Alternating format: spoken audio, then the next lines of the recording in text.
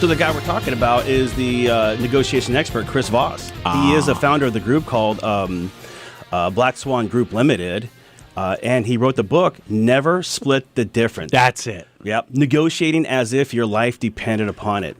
Now, I found this guy on YouTube, and he gives talks about what real life negotiations are. And I think important when we talk about business, we learn all the basic sales 101. Small world, yeah. And how you're supposed to do this and split the difference. And he says, no, there's other ways you can handle it. And he's brought a great article about this. His article was talking about the 4 steps to establish control in a negotiation. Okay. So he says the secret to gaining the upper hand in negotiation is giving the other side the illusion of control. And how he says is there's 4 ways that we can do that, and how you can flip that control dynamic on its head is there's 4 parts to it. And the very first part is a label. So interesting. When someone asks a question, like a closed-ended questions, we typically ask a question that we want to get an answer yes. But what he does is instead of asking the yes questions, he says you feel, however, is taking control of your right. He just says go the yes route. He wants to deviate the question from a choice question to a control question. To the control-oriented approach leaves people frustrated. What he's saying is establish control by asking questions that give them a label. So you're concerned. This is what you mean. This is what you're looking right. for. You know, it's funny because when I read the book, and this is one of the 80 books that I read, on the bike, right? Right. And my take of the entire book was the secret to good negotiations is to ask questions. Right. That was kind of my take to begin with. So the fact that he's starting with this it doesn't surprise me, right? That if you want to get control of a conversation, just start asking questions and then confirming how people are feeling by asking questions and dropping a label in there. Right.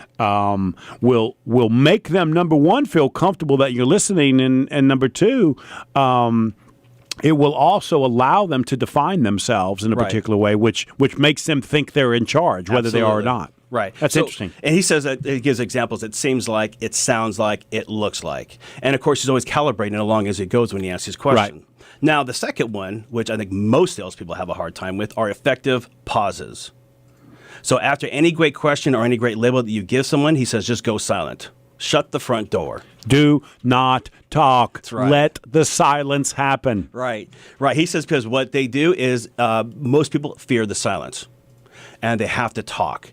And while, again, we're taught this stuff in sales and influence, say whoever's the first one who talks loses, he says practice it. Play with this stuff. So when he says effective pauses, he goes, I may give my clients to tell them that during the whole day, all they have to do is learn how to have, when they have different conversations, is how do they plan their effective pauses. So now when they begin the negotiations and when it becomes hard, they can already do that. Right. That's interesting. Yeah, that's one of my big problems. Yep. And then the third step, he says, he has calibrated questions.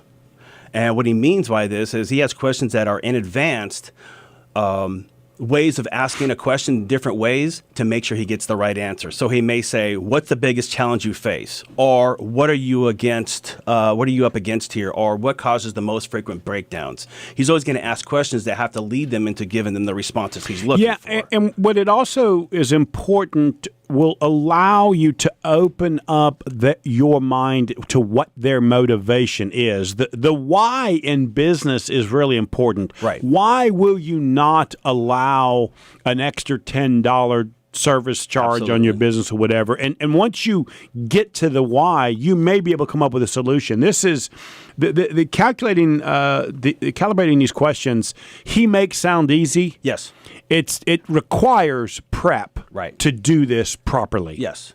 You're talking to somebody who's obviously practiced a lot. He's very well educated. He understands the person well. Yes. And, even my own business of working with different athletes or business, I'm always asking questions. And I'll ask a question 2 or 3 different ways till I know and I understand them at a level that says, okay, they're telling me the truth or they've leaked that response. Because once you understand their true motive, not what they tell you on the base, you win. Well, and also take what you did for me. You know, you didn't say, Joe, really, man? Right. Stop eating pizza. You said, do you have to eat the whole pizza? Right. So you were continuously asking these questions where my only good answer would be, no, I guess not. Right. Yeah. So that's correct. But that takes a skill. It is. And you have to, I think the one thing I take out of this, and one thing that I definitely do in my business and any other influencer does, is they're creative and they're curious. I'm just curious why they would think that way, why they've done business, what's going on with them right now, and what does that really mean in the future. And what he's listing out here in his different ways, and I would say, you know, anybody who wants to learn more about this guy, go to Black Swan Limited, LTD.com, check him out, or go to his YouTube videos for Chris Voss. He is absolutely a true professional. He has a whole system and a lot of different ways of walking someone through to get what he's looking for. And the guy's flexible in his approach. He knows how to calibrate the person. He's asking different questions. In fact, step 4 here is the tone of your voice. He says the smile on your face, well, actually, it instills more encouragement for people to respond. In fact, he says that when you have a smile on your face and you're working with somebody authentically, you're 31% more effectively in setting a positive mindset. Now, here's what that means. We want to quantify this even down. If someone likes you, you have a 6 times more likely chance of making a deal happen than if they don't like you. So your very first thing is really to understand that person and have them feel as though they can be friends with you, or they really appreciate or understand who you are as well. Because if they have that, where they don't feel like that they're talking up to somebody, they're going to talk about you. And here's the other part of that he didn't talk about here, is when people love what you do, you now create raving fans. Right.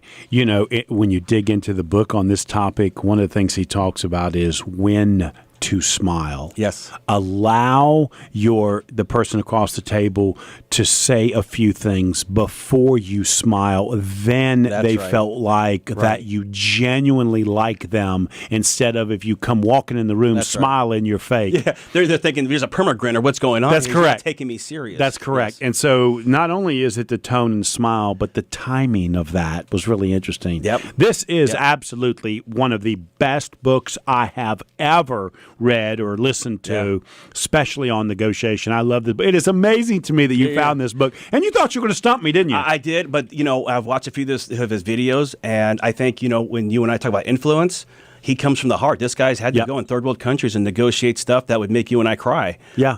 You're right. You're absolutely right. Yeah. He's a great guy. So it's Chris Voss is the guy's name again. Check him out on YouTube or his book.